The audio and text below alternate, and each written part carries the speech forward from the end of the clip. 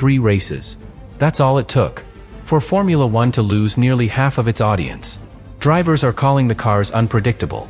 Some are saying they're dangerous. And behind the scenes, the entire grid has pushed back against the FIA. This isn't just frustration. This is a revolt. Because right now, cars can lose half their power in a split second. Speed differences are becoming uncontrollable. And one mistake could change everything. So the FIA is stepping in. Not next season. Not next year. Right now. Emergency rule changes. Before the next race even begins. But here's the part no one is telling you. These changes won't just fix the problem. They could completely reshuffle the grid. Winners could become losers overnight. And teams that were struggling might suddenly come alive. Which means this isn't just about safety. It's about control. Who has it? Who loses it? And who survives what's coming next? Subscribe now? Because what the drivers forced the FIA to do changes Formula One more than anyone expected. At first, the FIA didn't react. Because complaints are part of Formula One. Drivers complain when the car is slow. They complain when it's unstable. They complain when it doesn't suit their style. That's normal. That's expected. But this time, it didn't stop. Race after race, the same words kept coming back. Not just from one driver. Not just from one team. From all of them. Different personalities. Different teams. Different situations. And yet, the same message. Something isn't right. But here's where it starts to feel different. Because the complaints weren't about performance. They weren't asking for more speed. They weren't asking for more grip. They were asking for control. And that changes everything. Because when a Formula One driver starts talking about control, you have a serious problem. Max Verstappen described it as unnatural. Lewis Hamilton shifted from support to demanding changes. Fernando Alonso said something even more revealing. He said the issue wasn't speed. It was unpredictability. And that word kept spreading. Unpredictable. Unstable. Inconsistent. Not words you associate with the highest level of motorsport. And yet, that's exactly what drivers were feeling. Lap after lap. Moment after moment. The car behaving one way. And then suddenly, behaving differently. No clear pattern. No warning.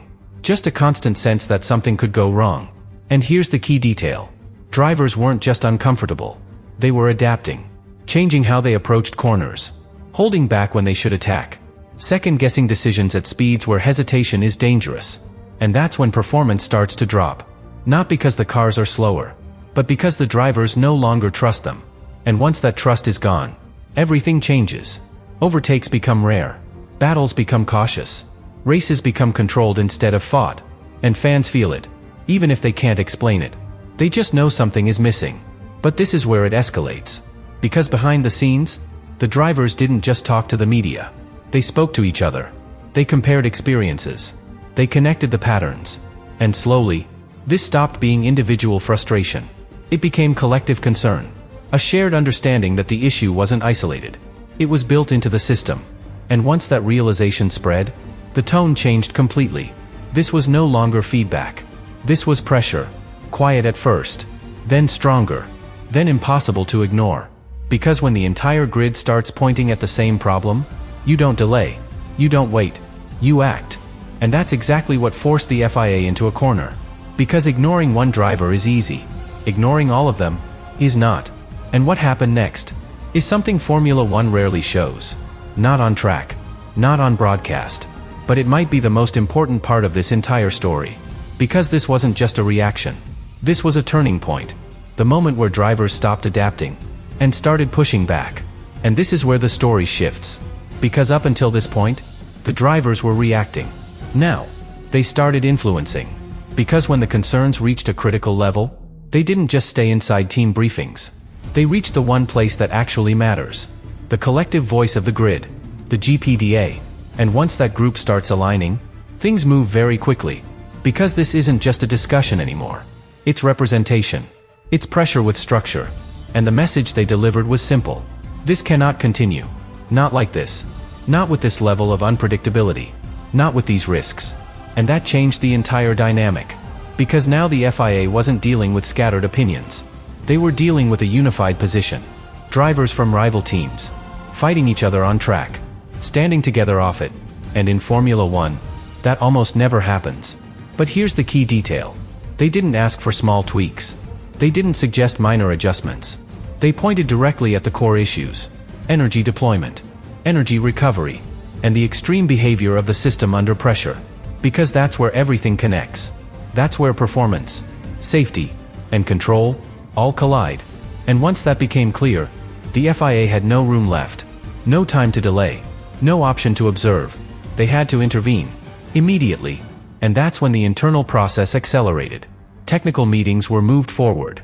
Manufacturers brought into urgent discussions. Teams forced to share data they would normally protect. Because now, this wasn't about competition. It was about stability. And stability had to come first. But here's where things get even more intense. Because while all of this was happening behind closed doors, something else was building in parallel. Pressure from outside the sport. Audience numbers dropping. Engagement falling. Fans questioning what they were watching. And that external pressure, combined with internal revolt, created the perfect storm. Because now the FIA wasn't just responding to drivers.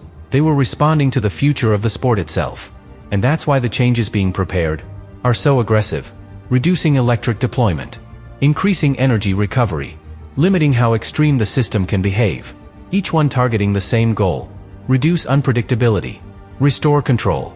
Bring the cars back into a window where drivers can actually push again. But every one of those changes comes with a cost. Because when you limit performance in one area, you expose weaknesses in another. When you stabilize behavior, you reduce the peaks. And in Formula One, those peaks are everything. That's where overtakes happen. That's where moments are created. So now the FIA is walking a very thin line. Fix the instability without killing the spectacle. Protect the drivers without flattening the competition. And that balance is incredibly fragile. Because if they get it wrong, they don't just lose performance. They lose identity. And that's the real risk. Not just slower cars. Not just different racing. A different Formula One. One that feels controlled, managed, less raw, less unpredictable in the right way. And that's the irony. Because the entire revolt started because of unpredictability. And now, the solution might remove the very edge that made the sport what it is.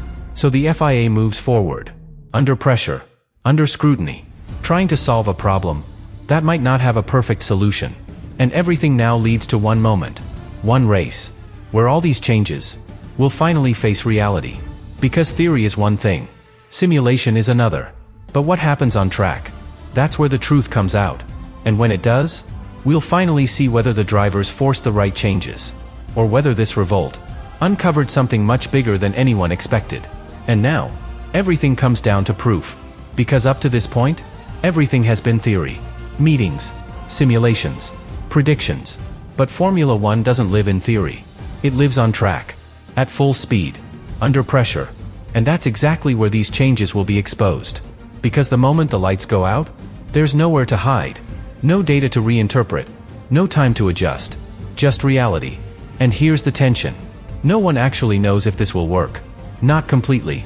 The FIA believes they've reduced the extremes. Teams believe they understand the new limits. Drivers hope the cars will finally behave consistently. But hope is not certainty. And in Formula One, uncertainty is dangerous. Because if the changes are not enough, the same problems return. Power drops, speed differences, unpredictable behavior. And this time, with even more pressure. Because now everyone is watching, waiting, judging. But if the FIA goes too far, that creates a different problem. Cars become too controlled, too stable, too limited. Drivers no longer fighting the edge, but operating inside a system. And that's where the sport starts to lose something. Not speed, not technology, something deeper. Intensity.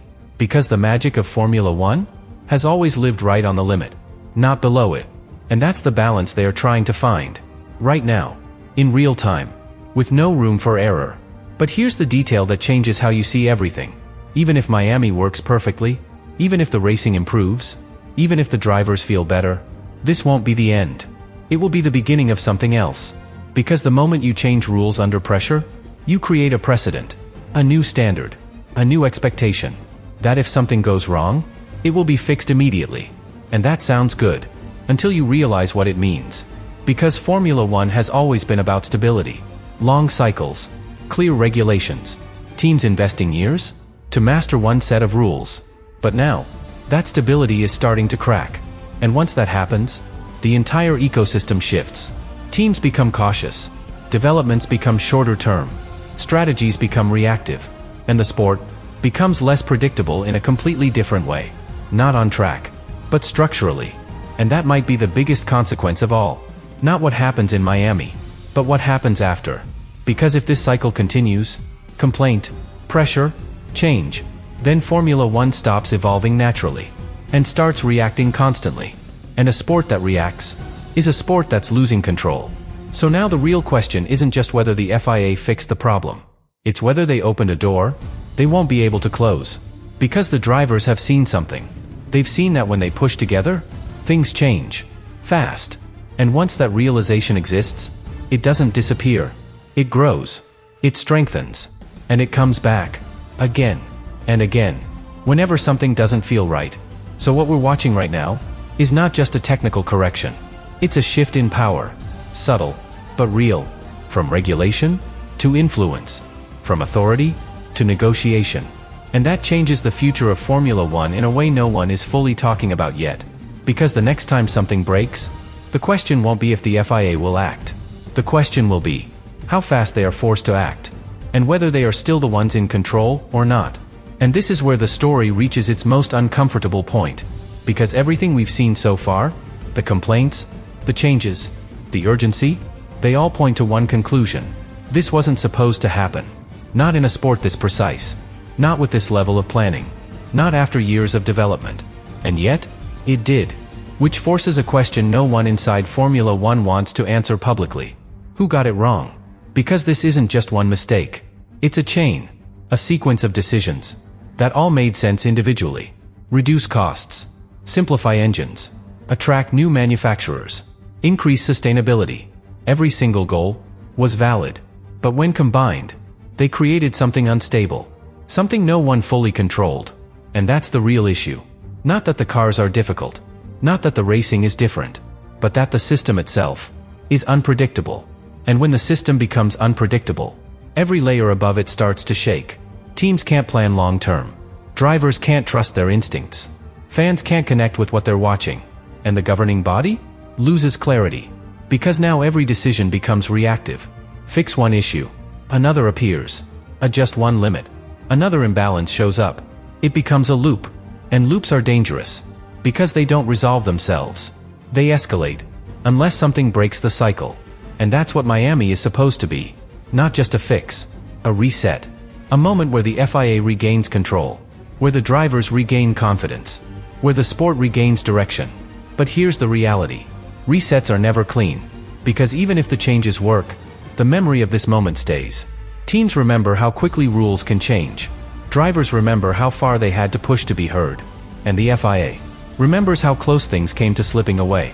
That kind of pressure doesn't disappear. It lingers. And it shapes every decision that comes next. More cautious. More reactive. Less certain. And that brings everything back to one final idea. Control. Because Formula One has always been built on it. Control of the car.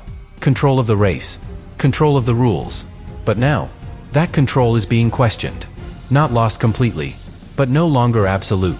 Shared, challenged, tested. And once control becomes shared, the entire structure changes. Quietly, but permanently. So when the cars line up in Miami, it won't just be another race. It will be a test of authority. A test of trust. A test of whether this sport still knows exactly what it wants to be.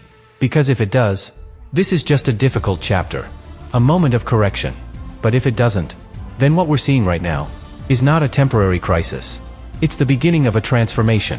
One that will decide not just who wins the next race, but what Formula One becomes.